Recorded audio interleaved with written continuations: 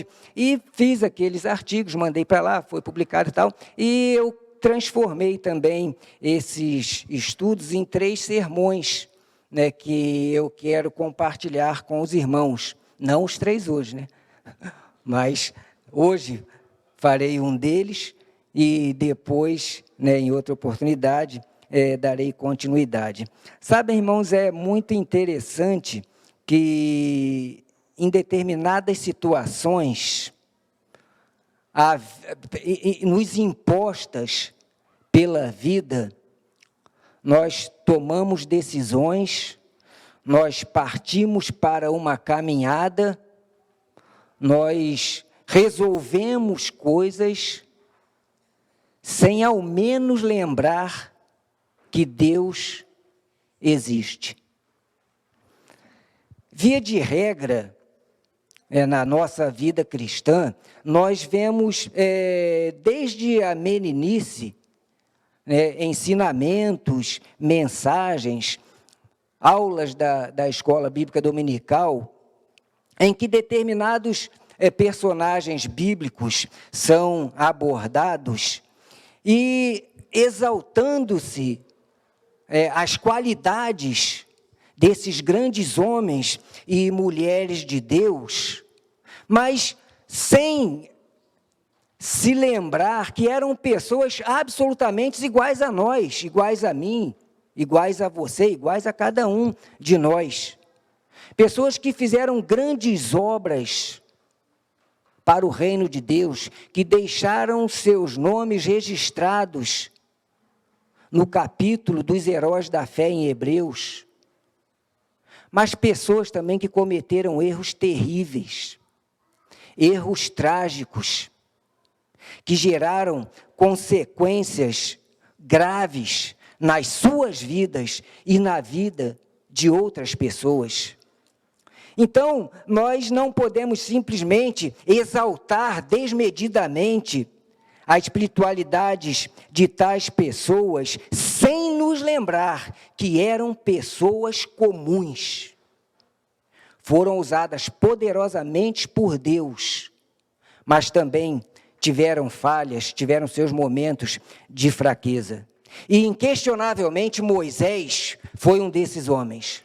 Porque Moisés, provavelmente, foi o único homem da história bíblica a reunir em sua pessoa as 3 principais funções que sustentavam a obra de Deus na época do Antigo Testamento. Porque Moisés, salvo um engano, ele foi juiz, foi profeta e foi sacerdote.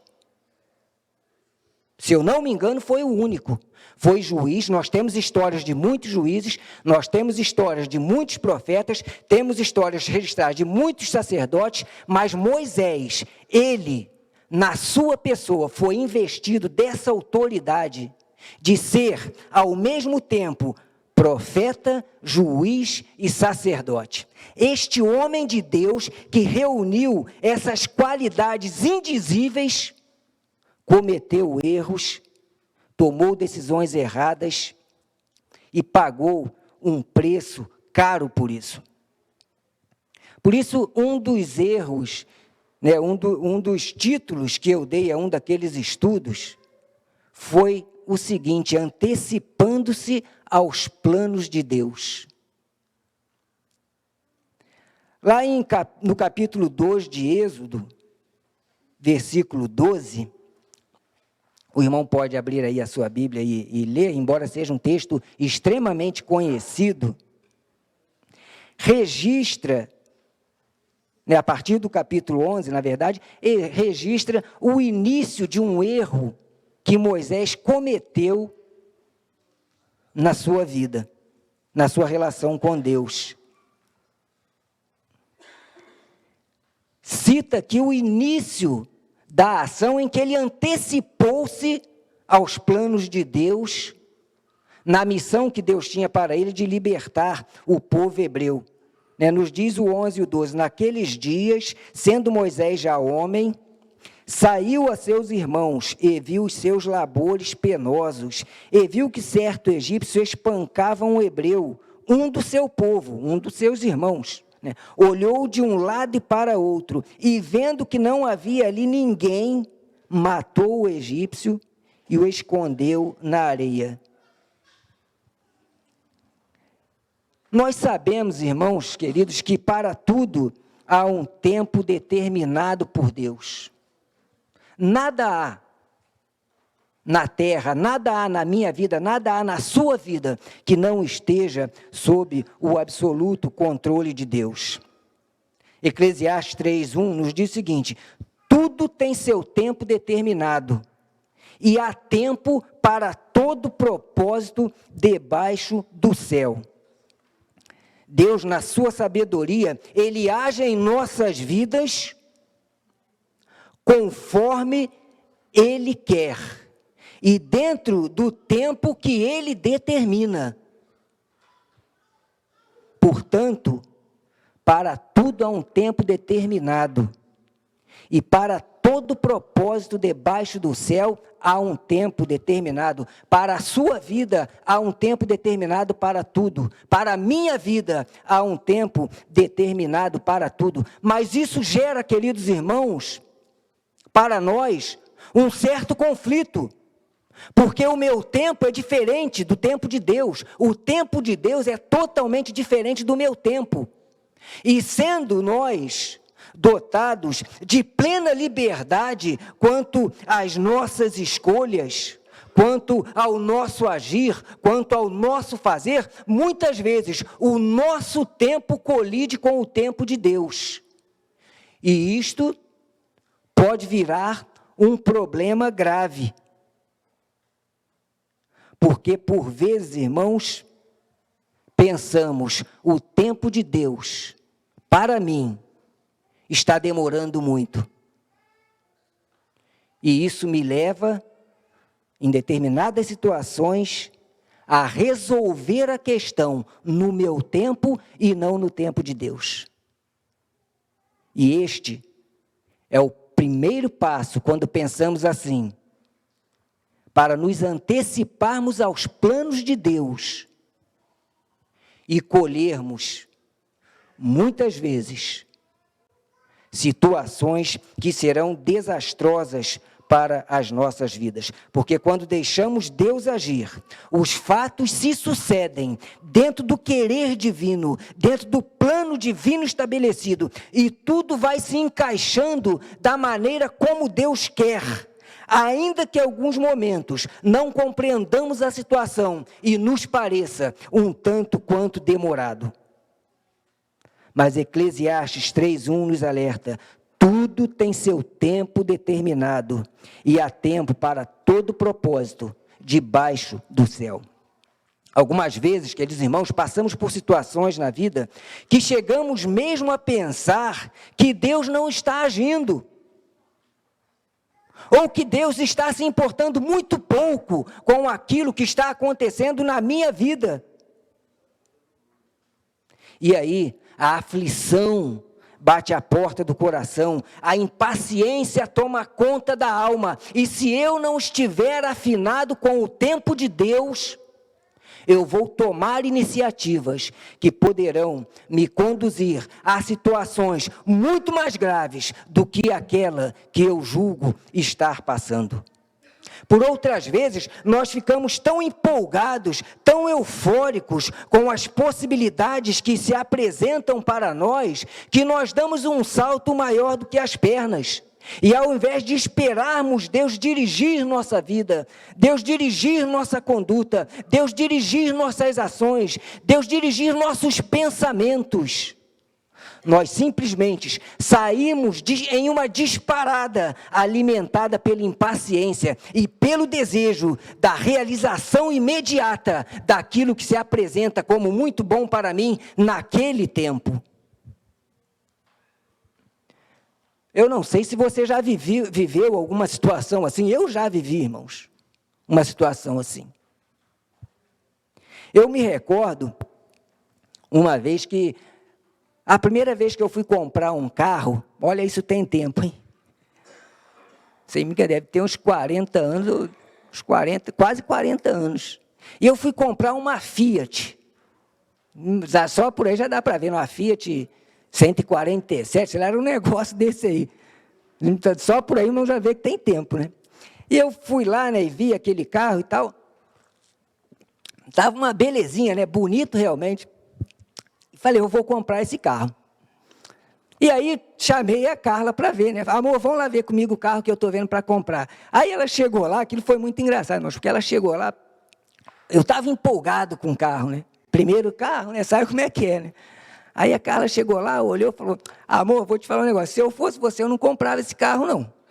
Aí eu falei, caramba, eu chamo ela aqui para me dar um apoio, vem dizer para eu não comprar o carro, e pior, não entende nada de carro, não sabe nem dirigir. Eu vou comprar o carro, comprei o carro. Meu irmão, mas foi o maior arrependimento que eu tive na vida, eu quase botei fogo naquele troço. Cansei de empurrar aquele troço debaixo de chuva ainda. Foi terrível, mas por quê? Porque aquilo era tão empolgante para mim que eu não me preocupei. Deus mandou, né, a minha esposa me alertar, não compra esse troço não, que isso é uma furada. Mas eu não quis nem saber.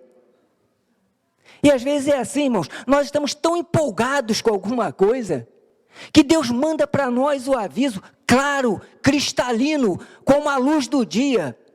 Mas o coração está inebriado com aquela situação. E nós não paramos para ver o tempo de Deus. E simplesmente decidimos e fazemos e pagamos o preço por isso.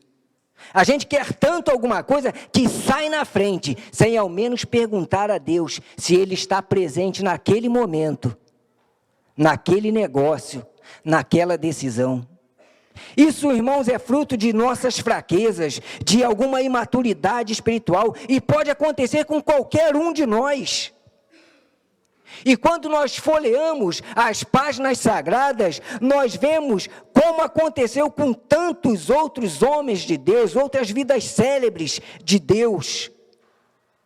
No momento de grande euforia ou de impaciência, porque alguma coisa deve ser resolvida, ao invés de deixarmos Deus conduzir nosso caminho no seu tempo, nós tomamos as rédeas das nossas vidas e avançamos diretamente para o ponto que interessa. Eu vou resolver, ponto final, acabou, está decidido, dê no que der. O resultado, via de regra, é desastroso. E foi exatamente isso que aconteceu com homens de Deus, como Davi, como Salomão, como Jacó, como Abraão, como o apóstolo Pedro, como Sara e como Moisés. Foi exatamente isto que aconteceu com o Moisés, o notável líder, o grande profeta, juiz e sacerdote, aquele que falou com Deus, que esteve com Deus. Ele deu um salto em direção aos seus intentos pessoais, apoiado unicamente na sua vontade, no seu achismo, na sua compreensão de que o tempo era aquele quando Deus estava apontando para ele que não era o momento, e ele acabou dando com os burros na água, como se diz aí, né? Moisés quis dar um jeito nas coisas, ele quis dar uma arrumada nas coisas no tempo dele. Ele antecipou-se aos planos de Deus para a sua vida, para a vida do povo hebreu. E antecipou-se ao próprio Senhor da história, aquele que cuida de tudo. E fez uma tremenda de uma atrapalhada. Porque Moisés, queridos, nós sabemos que ele foi educado na corte de Faraó, desfrutando de tudo o que de mais moderno e de melhor tinha na época, tendo acesso a todo o conhecimento dos egípcios, que nós sabemos que não eram poucos. Tudo isto, evidentemente, feito por Deus para que tudo que Deus queria realizar num determinado tempo acontecesse após Moisés estar devidamente preparado para liderar o povo. Então, é interessante que Moisés, embora sendo educado no reino egípcio, ele não abandonou as suas raízes em razão do trabalho que sua mãe, que sua família fez com ele, ensinando a ele a história de Deus. Ele não abriu mão desses valores. Naquele contexto, Moisés era a principal figura a ser usada por Deus para a libertação do povo hebreu. E sabem de uma coisa interessante, irmãos? Moisés sabia disso. Sabem que há um registro em Atos 7, capítulo 25, se eu não me engano, que diz que Moisés sabia. Deus nem o havia chamado ainda, mas Moisés sabia que ele seria o libertador do povo hebreu. Querem ver? Abram aí em Atos 7, versículo 25, se eu não me engano.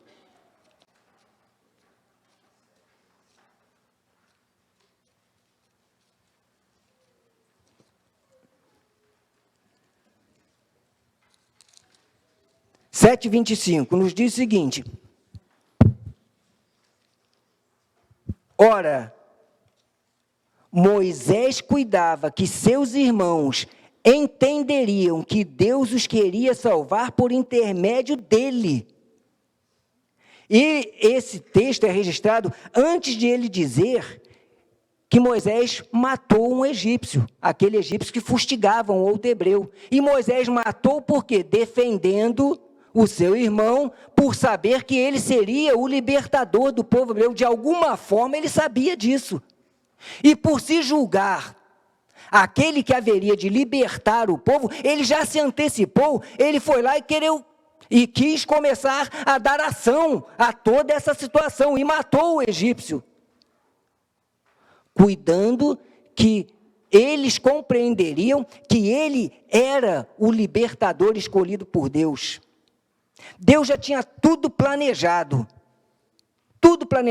mas Moisés antecipou-se. Mas Deus tinha um outro plano, o tempo de Deus não era aquele tempo. E eu imagino, queridos, que quando essas coisas aconteceram, é porque Moisés simplesmente esqueceu-se de que a ordem inicial para agir, para decidir, para começar algo, ela deveria partir unicamente de Deus, não do próprio Moisés. Moisés esqueceu que ele era apenas um servo, um coadjuvante, e ele quis fazer o quê? Tomar as rédeas. Eu vou resolver. Eu acho que está demorando muito, então eu vou começar logo, e vou começar matando esse aqui para dar logo um recado. É interessante, irmãos, como o preço que Moisés pagou foi caro. Porque a libertação do povo era algo muito complexo. E Moisés, naquele momento, naquele tempo, ele não tinha ainda a completa visão disso. Os irmãos imaginem, libertar uma mão de obra escrava de 600 mil homens. O que é que isso significaria para o Egito? A coisa não era tão simples. Isso era um prejuízo incalculável para o reino egípcio. E precisava de tempo, e de tempo de Deus, para Deus arrumar as coisas.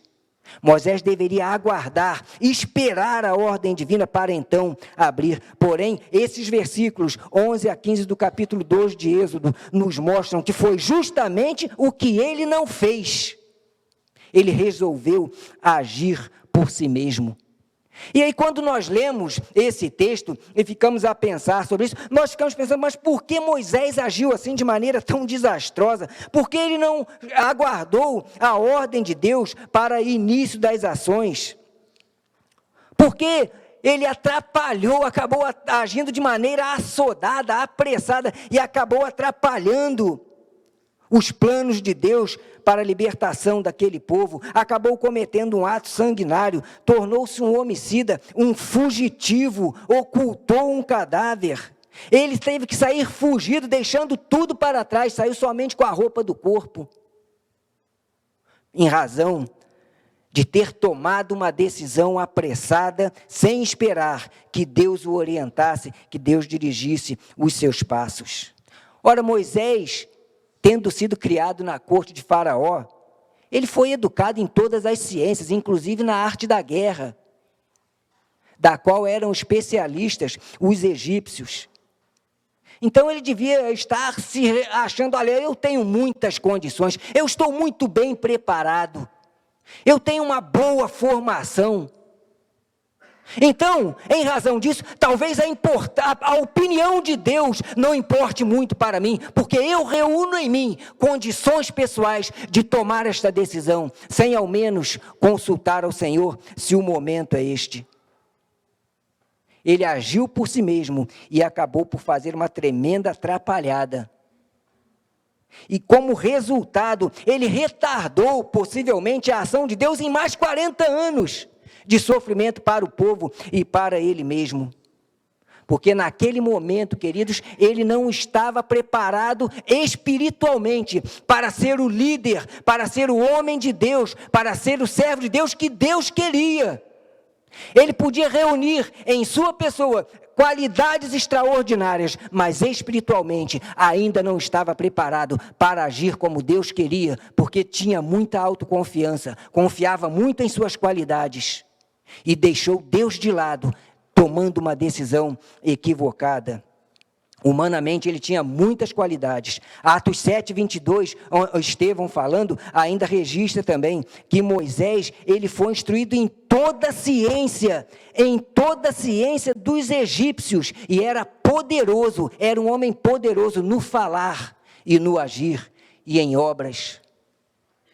E baseado, provavelmente, neste preparo, neste conhecimento pessoal, neste conhecimento secular, ele agiu deixando Deus para trás. Eu imagino, irmãos, enquanto Moisés fugia de Faraó para não ser morto, Deus olhando lá de cima e se perguntando o que é que está acontecendo, o que é que ele fez?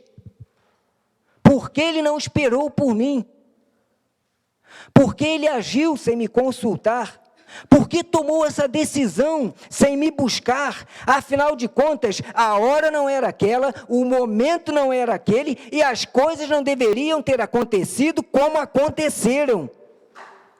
Irmãos, será que Deus não nos olha por algumas vezes assim? E se pergunta a respeito das nossas decisões, das nossas condutas, das nossas escolhas, e eu diria que Deus não faz isso de vez em quando, eu creio que Deus faz isso muitas vezes. Deus deve olhar para mim e falar, mas o que é que você está fazendo? Por que é que você está fazendo isso assim, agora, desta ou daquela forma? Sem me consultar, sem orar, sem ler a Bíblia, sem buscar a minha presença para tomar esta ou aquela decisão. Deus deve olhar também para o irmão e para a irmã, muitas vezes, e pensar assim. Irmãos, muitas vezes caminhamos pela vida, dando passos largos ao encontro dos problemas, porque nós começamos a olhar Deus pelo retrovisor, e Deus vai ficando lá atrás, e a gente vai caminhando, vai andando, e vamos nos programando, tomando nossas decisões, fazendo nossos planos, mas Deus não está participando de nada disso. E pagamos muitas vezes um preço caro, seja para fazer um negócio, seja para iniciar, por exemplo, um relacionamento, uma vida de namoro. Irmãos, eu vejo às vezes, sinceramente, me perdoem, irmãos, não falo a ninguém em particular, mas eu vejo crianças de 14 anos começando a namorar. Irmãos, isso é um absurdo. Me perdoem, irmãos, me perdoem. Há coisas que precisam ser ditas. É uma vergonha. Criança de 14 anos tem que estar namorando, irmãos. Sabe nem o que é a vida, sabe nem o que é namoro. Isso não é certo, irmãos. Isso não está na Bíblia, não. A Bíblia não proíbe nada disso, não. Mas é uma questão de bom senso, irmãos. É uma questão de orientação. Porque há pais que simplesmente pegam os filhos, largam os filhos para caminhar de qualquer maneira, faz o que quer e não orientam os filhos. E cabe a nós, pais, cabe a você, irmão, orientar os seus filhos. Criança de 14 anos tem que estar estudando, brincando, se divertindo, não é agarrado em namoro aí com ninguém. Então, irmãos, é preciso que pensemos nessas coisas, porque muitas vezes iniciam um namoro assim. Evidentemente, irmãos, que há exceções, para tudo há exceções. Mas muitas vezes as pessoas caminham com esses relacionamentos e caem num casamento falido, já de início, e vivem uma vida de sofrimentos.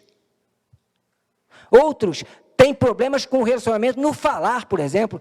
Eu sou muito franco, eu falo o que me vem à mente. Isso é errado também, não tem nada que falar o que vem à mente, não. Porque a palavra de Deus diz o quê? Que a palavra branda desvia o furor, mas a palavra dura suscita ele. Então, se você fala o que vem à cabeça igual um translocado, você vai pagar um preço por isso, vai arrumar problema. Você precisa ler a Bíblia, precisa orar e pedir a Deus controle sobre as suas emoções e sobre os seus atos, porque você vai falando o que vem à cabeça e vai arrumando um monte de problema. Então, irmãos, nós precisamos esperar o tempo de Deus, viver no tempo de Deus, fazer as coisas no tempo de Deus, porque para tudo há tempo debaixo da terra, para tudo há um propósito debaixo do céu. E nós, como servos do Senhor, precisamos nos submeter ao tempo de Deus e não inventar o nosso tempo para arrumarmos problemas dos quais não vamos nos livrar tão facilmente. Os irmãos querem ver outra coisa? Sucessão pastoral. Como tem gente, mas está demorando muito. Mas não está demorando nada, irmãos. Porque está sendo feito no tempo de Deus. Está sendo feito no tempo de Deus. E se precisar de mais tempo, vai ter mais tempo. Porque é o tempo de Deus, não é o meu tempo, tampouco o seu tempo. Irmãos, se está demorando muito para os irmãos, imagina para mim. Imagina para mim. Que tem que pregar, que tem que visitar, que tem que aconselhar no gabinete, que tem que responder 1 milhão de WhatsApp, troço que eu detesto, mas respondo com o maior respeito, com o maior carinho. Eu estou desde 31 de janeiro do ano passado dirigindo a igreja. E tem, mas está demorando muito. Não está demorando não, irmãos. Graças a Deus. Graças a Deus. Que nós estamos há 1 ano e meio, não sem pastor, mas sem um presidente, porque a igreja do Senhor não fica sem pastor. E neste púlpito, irmãos, não tem faltado homens e mulheres de Deus para pregarem a mensagem do Senhor, para apacentarem o rebanho do Senhor, para orar pela sua vida, para abraçá-lo quando precisa, para orar com você quando precisa. Não faltam nesta igreja, neste púlpito, homens e mulheres de Deus dispostos a pastorear o rebanho do Senhor, ainda que não sejam pastores. Porque a igreja do Senhor, ela nunca, jamais fica sem pastor. Então não está demorando, irmãos. Agradeçamos a Deus, porque as coisas estão acontecendo no tempo de Deus. E as coisas só dão certo se acontecerem no tempo de Deus. Porque se nós fizermos no nosso tempo, vai dar tudo errado. E nós não podemos admitir algo assim, porque estamos lidando com as coisas de Deus, e as coisas de Deus devem ser cuidadas com redobrado zelo, porque são de Deus e são para o nosso bem. Moisés abusou da sua liberdade de escolha e de decidir e antecipou-se aos planos de Deus e teve que adaptar-se, meus, a uma vida dura de 40 anos no deserto, pastoreando ovelhas que nem suas eram. E eu imagino que ele deve ter tido muita luta. 40 anos de lutas por causa de alguns minutos de impaciência. Irmãos, quando nós decidimos sem Deus, em alguns segundos, nós podemos ter muitos anos pela frente de infortúnio, de sofrimento e de luta. Portanto, irmão, o irmão está passando por alguma situação difícil, o irmão tem decisões a tomar, o irmão tem caminho a seguir.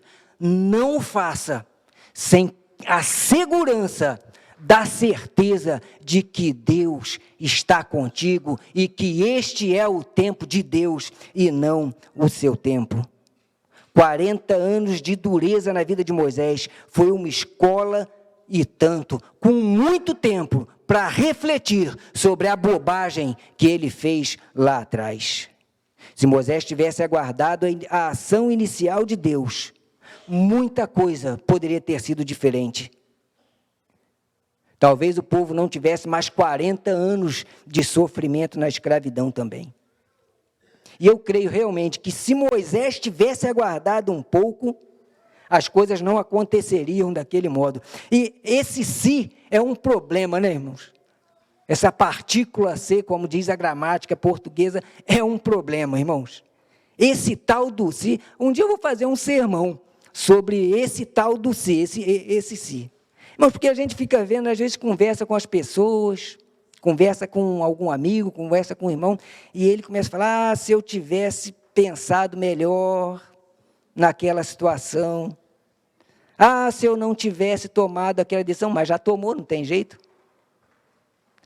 Se eu tivesse perdoado fulano, né? Se eu tivesse perdoado fulano, teria sido tão bom, só que fulano morreu. E a única coisa que eu tenho agora é que carregar a culpa por não tê-lo perdoado. Se eu tivesse dito ao meu pai, à minha mãe, à minha esposa ou aos meus filhos que eu os amava. Se eu tivesse feito isso. Se eu tivesse declarado meu amor. Só que já foi, não tem mais jeito. E os 6 vão por aí, né? Se eu tivesse aguardado um pouco mais para Deus falar comigo. Se eu tivesse orado mais. Se eu tivesse lido mais a Bíblia. E os lamentos vão acontecendo, porque nós agimos, nós pensamos, nós decidimos fora do tempo de Deus. E por isso, muitas vezes, pagamos o preço. Mas, irmãos, nós podemos tirar desses episódios lições preciosas para a nossa vida, porque poucas vezes nós agimos exatamente assim, em total desacordo com o plano de Deus, com o tempo de Deus para as nossas vidas. E passamos, às vezes, por problemas como consequência disto, que vão demandar tempo, luta e sofrimento para que as coisas sejam acertadas, consertadas por Deus e tudo volte a acontecer dentro do tempo dele. Quantas vezes nós ficamos tão impacientes com determinadas situações que resolvemos deixar Deus de lado e dar início à execução daquele plano, daquele nosso desejo, deixando Deus de lado. Mas eu sou formado nisso, sou formado naquilo. Eu não sou formado em nada, mas tenho não sei quantos anos de vida cristã. Isso me habilita a tomar as minhas decisões. Mas está demorando demais, eu vou resolver por mim mesmo, porque eu me sinto em condições para isso. E não esperamos Deus nos orientar, Deus falar conosco, Deus revelar para nós o seu plano e o seu momento, e seguimos em frente e vamos embora. E ainda nos enganamos, irmãos. Muitas vezes fazemos isso dizendo o seguinte: mas eu tenho certeza que Deus está comigo nisto, e Deus não está com você coisa nenhuma, coisíssima alguma. Deus está lá longe, porque você não permite que Deus o oriente, que Deus o dirija. Você sequer consulta a Deus, e ainda se engana com esse tipo de afirmação. E Deus está tão longe que você prossegue a sua caminhada, abandonando por completo, e inicia uma caminhada para ir para o deserto, onde haverá luta e sofrimento. Irmãos, quanto mais a minha vontade impera, menos Deus se manifesta. E quanto menos Deus se manifesta na minha vida, a queda mais rápido se aproxima. Os problemas mais rápido se aproximam. E isso pode tirar de nós a nossa paz, a nossa certeza, a nossa segurança.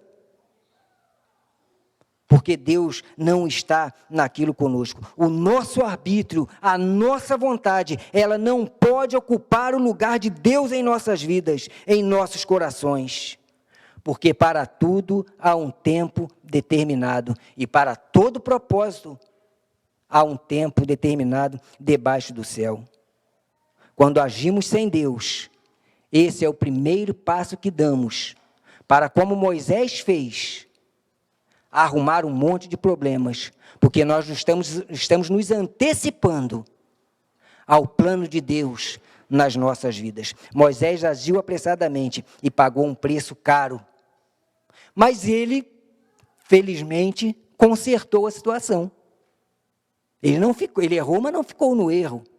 Ele errou, assumiu as consequências, poderia não ter em sua biografia um homicídio, mas ele errou, assumiu as consequências e resolveu as coisas, consertou as coisas com Deus. E ele rendeu-se inteiramente ao Senhor.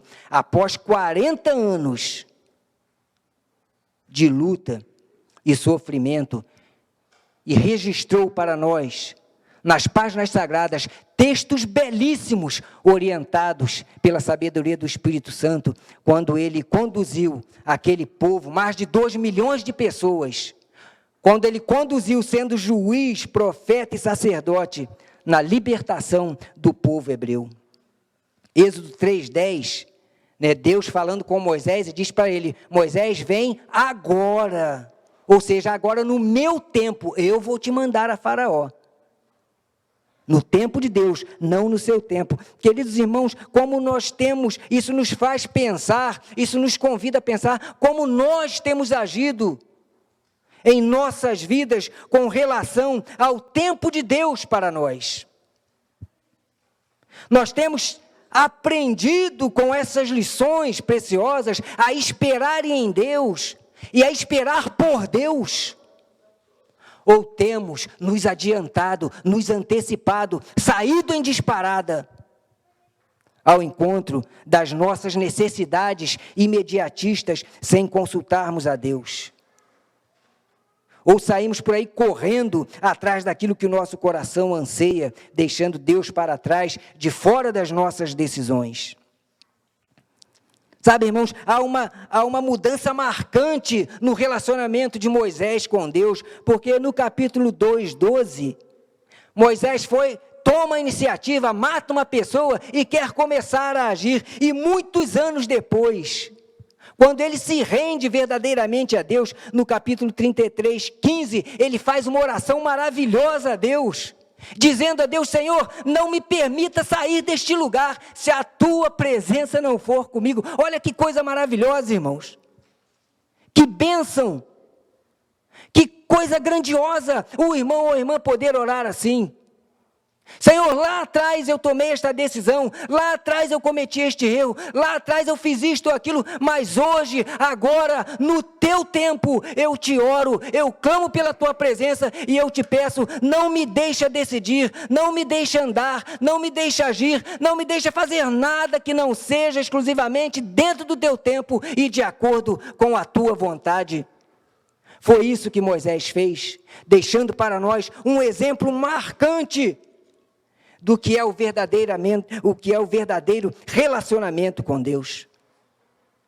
Porque o verdadeiro relacionamento com Deus, queridos, implica em que as coisas do passado não me prendem, não me escravizam, porque as minhas forças para com Deus, elas podem ser renovadas. O meu relacionamento com Deus, ele pode ser renovado a partir de um quebrantamento meu diante do Senhor. Talvez, querido, você esteja passando por um momento difícil na sua vida. Talvez você já esteja até mesmo caminhando no deserto, sofrendo e passando lutas. Mas saiba que o deserto é uma escola, como foi para Moisés, porque foi lá, em meio ao sofrimento, à dureza do dia a dia, às lutas, que Moisés teve um encontro realmente libertador com o Senhor. Porque para tudo há um tempo determinado e há tempo para todo propósito debaixo do céu. Deus tem um tempo determinado, querido, para a sua vida. Deus tem um tempo determinado para os propósitos dele na sua vida. E para isso é preciso que, como o servo do Senhor, como o inigualável Moisés, homem de Deus, juiz, profeta e sacerdote, nós oremos, nós peçamos a Deus: Senhor, não me deixa, não permita que eu saia deste local, que eu saia deste lugar, que eu tome esta ou aquela decisão, sem que a tua presença seja manifesta na minha vida. É isso, queridos, que nós precisamos aprender com um dos erros que Moisés cometeu. Nós não podemos nos antecipar aos planos de Deus, nós não podemos nos antecipar ao tempo de Deus, mas nós devemos nos submeter ao único, ao nosso Senhor, ao Senhor que nos ama, que caminha conosco, que, como lá em Hebreus 4,16, registra para nós, nos dizendo o seguinte: acheguemo-nos, portanto, confiadamente junto ao trono da graça, a fim de recebermos misericórdia e acharmos graça para socorro em momento oportuno, ou seja, no momento de Deus, no tempo de Deus para a sua vida. Então, querido, que Deus possa abençoar a sua vida e o seu coração. Que o Senhor mesmo derrame graça e bondade na sua vida, que o Senhor esclareça o seu coração e que o tempo de Deus se realize na sua vida.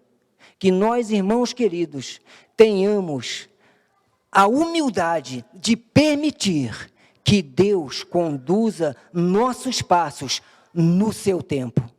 Que o tempo de Deus prevaleça em nossas vidas, na sua vida e no seu coração, e abençoe a sua vida. Amém, Senhor.